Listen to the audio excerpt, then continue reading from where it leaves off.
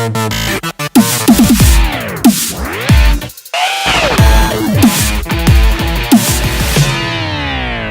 to That Stupid Podcast. It's August 13th, 2014, and because it's Wednesday, it is... Wildcard Wednesday. You got that right. So today we're talking buzzwords, but specifically, we're talking about one buzzword. Web 3.0. What the hell is Web 3.0? I don't know! And So, it bothers me that I don't know. Let's give a little brief history of Web 1.0 and Web 2.0, and then we'll get into 3.0. Let's do it. Web 1.0. Basically, that's when the internet was started, up until 2003, I believe. Little crying baby in a manger in my arm. I'm looking down at it with his tuxedo's t-shirt on because it's ready to party, but it doesn't know what it is yet. It doesn't know how fancy it wants to be. It was just information. We assimilated that information, but we didn't interact with that information. It was just, okay, I got some stuff on the screen. Right.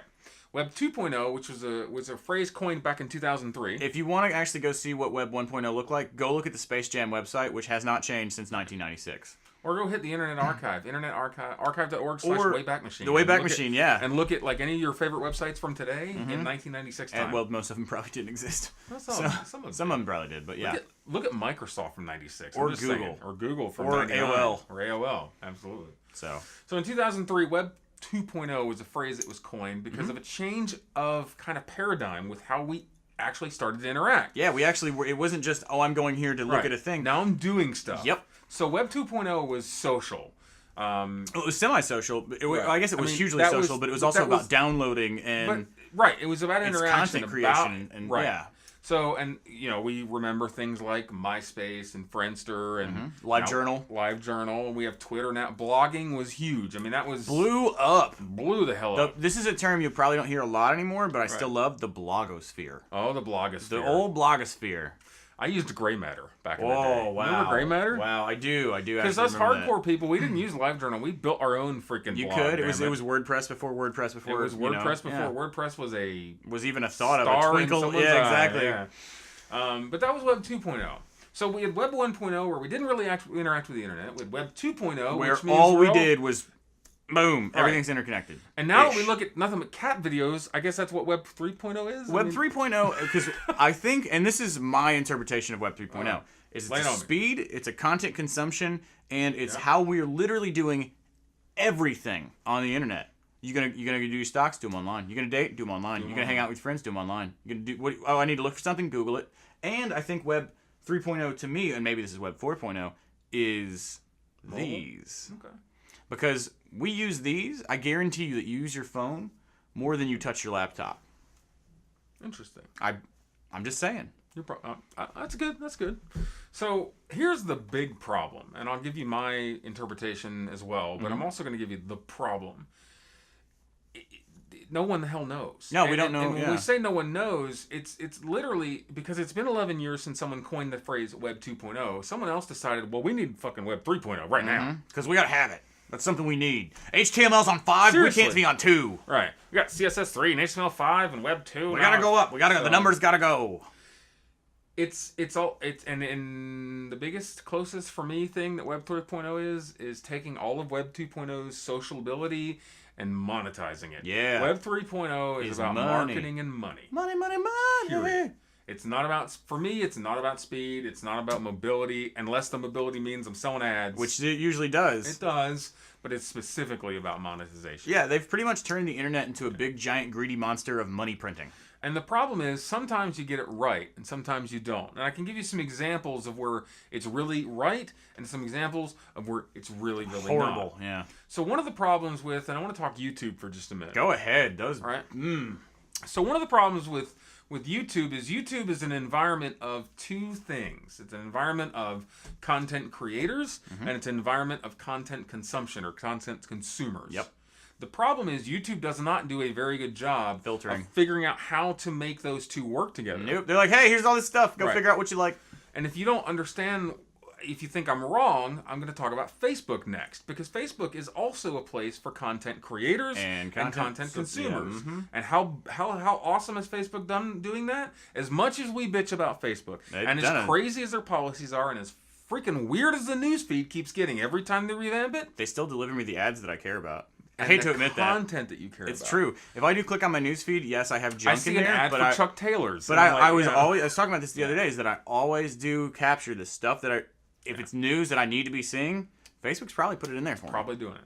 Because whatever the algorithms that Mark Zuckerberg and his little band of geeks have figured out, it's the right awesome. one. Yeah.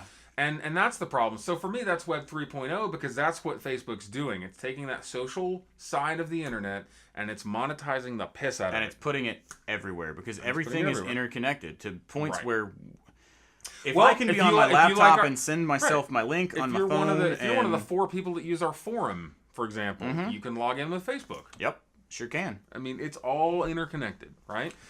So I kind of wanted to talk about what we felt the generations should represent. What should represent an actual change in the digit for Web blank point O? What it should is technology. Versions are always about technology and advancement. If we take a look at, we joked about HTML5. Well, it's 5 because there are massive changes between HTML4, which was a massive jump from the previous version of HTML, which was 3, which introduced dynamic or DHTML, which was crap by today's standards. Yeah. But I remember when DHTML came out, and I could do server-side includes and SHTML and all this other stuff. And I was like, oh my god, now I can put my gray matter direct into my... Well, even looking at it from a non-power user perspective, when CSS came out and the fact that you could use XSS and CSS to design anything on any platform, period. I can basically take all that cool formatting stuff and have to, instead of redoing that code 1,000 times, I put pointers to a CSS file that has all of my formatting. And it just does it. Right.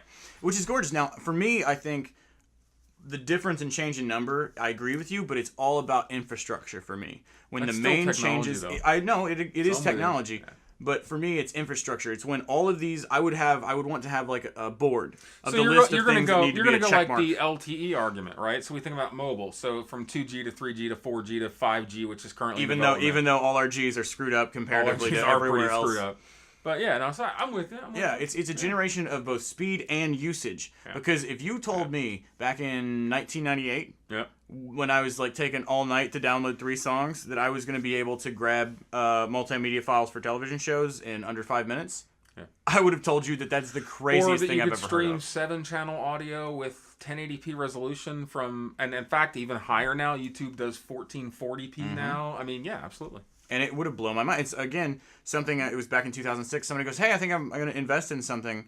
What would you suggest I invest in? And I was like, oh, if you're going to invest in something, internet television. And they were like, there's no way. You're telling me that people are going to watch more television on their laptop or computer that they do the Super Bowl.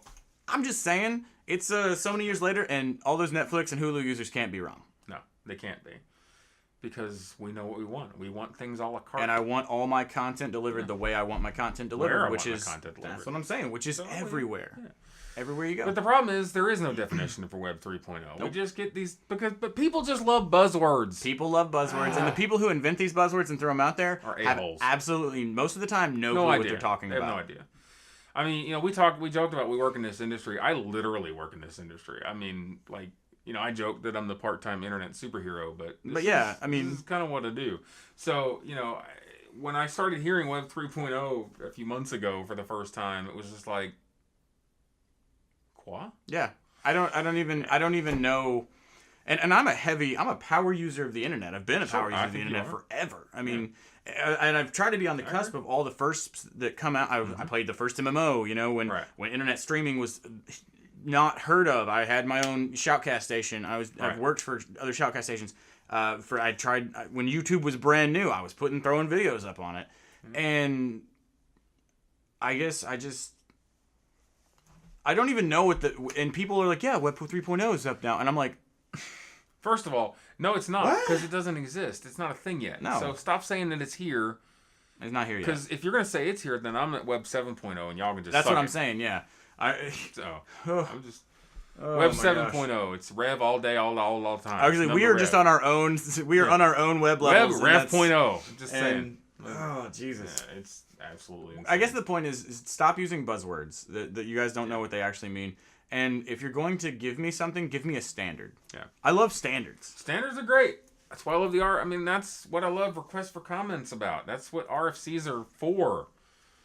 The biggest thing I love about standards, we have standards for USB, we have standards for Ethernet, we have standards for every piece of everything in technology. For the most part, I'm looking at you, Cisco. And they have their own thing for everything, and know it. I know. I wasn't arguing. I fully believe that if we're moving towards the next Web 3.0, it's where everything's going to be under a standard. and I hate to admit this, and I hate to be that guy that says, yes, I would like Facebook to take over a good chunk of the internet, but I hate remembering all my freaking logins. I hate it. If I can Facebook connect to something, I probably do. I do too. I'm not gonna lie. So I absolutely do too. It's Wild and Wacky Action Fun Bike, and I just. Well, here I want to give you a standard then. So there's a standard that's currently being developed. It's still very in its early stages. Okay. Called OpenStack. So why don't we just say OpenStack is Web 3.0? This is where the internet looks at me and goes, What's the hell is he talking about? Yeah, I was gonna say you should probably explain this. OpenStack is virtualized networking. Now you might think, well, no, I've got virtual networks. No, not like this, most likely. Not like this. We're virtualizing switches, routers, core infrastructure completely. Some applications do a similar thing. VLAN to another level. Well, so if you've ever dealt with vSphere, which is a VMware's kind of virtualized server, sure is. And you had a server go down and it comes up in a DR environment somewhere over here, but it has the same IP addresses and the same everything. It just keeps every information, just swaps it to another box. That's virtualized networking, and VMware has been doing that for a little years. while. OpenStack is to do the same kind of thing, but with infrastructure and it's all physical infrastructure, and right? for everyone. Yeah. Right. And also that would kill a lot of bandwidth troubles that the U.S. is seeing right now. That's part of the idea. So the problem is it's so new and it's so expensive and hard to understand. Yeah, and of course Cisco does have their own implementation of OpenStack, as do a couple other companies, and there isn't a standard yet. But maybe that'll be Web 7.6. I guess we'll get it in 10 years from now when everybody's already doing it. So. Yeah, pretty much. And calling it something crazy different. The point is and I guess for me, don't listen to a lot of the stuff you hear, and don't also repeat a lot of the stuff you hear without Googling it or looking it up. Look it up. Yeah. I mean, just we talk about that in our Snopes segments when we do those. Just don't be sheeple.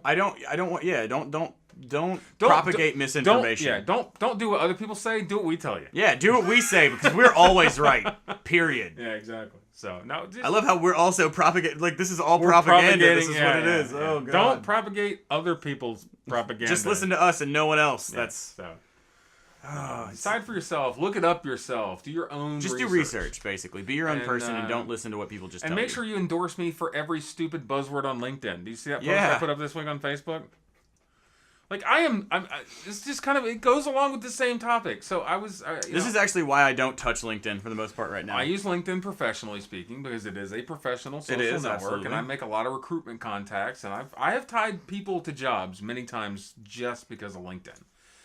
But I was on LinkedIn the other day, and I got like email number 496, if you will, of you've been endorsed for whatever the hell it is. And my number one endorsement is virtualization, which that's a huge buzzword. And followed by cloud computing. I mean, it's so funny. But virtualization and cloud are a little bit. But when you get to the stuff that I'm actually expertise in, like SharePoint, for example, and Active Directory, they're way down the list. It's all the buzzwords. I was like, dude, Jesus. And I guess it's just the whole thing about buzzwords. I saw an article that was talking about how much you would get paid based on how many buzzwords that you put on your resume, even if you didn't know really anything about these buzzwords. Because here's the problem. Please don't do this. Don't do it. I mean, he's making a joke. I need you guys to understand that because I have been on the hiring manager side of getting those resumes. We know how stupid you actually are when all you do is use buzzwords in your resume. I'm just saying. I'm just gonna put that out there. It's okay to use certain words, but actually know what they mean and put them in the right spot. Because I love seeing buzzwords on resumes, and I will laugh you off the table. Don't get me wrong. I do have expertise in cloud, but it's what I have expertise is in specific technologies of the cloud. Yeah, right. So I do, for example, storage and virtualization. I don't do cloud. Yeah, which everybody thinks that everything's cloud. But storage and virtualization is like, I got a thing here, and we put your information here, and you can access it from anywhere. But yeah, no, I completely agree. It's just crazy. Yeah. So I know that we probably spent the last 15, 20 minutes boring the crap out of you guys, but make sure to stick around tomorrow. We'll be back. Yeah, because we got that whole pop culture thing going on. Pop culture. Everybody seems to love that segment. We'll be back with it tomorrow. My favorite one. I know. We got plenty to talk about, and it'll be good stuff. In the meantime, subscribe to us on YouTube. Like us on the Facebook. Call 480-STUPID-9.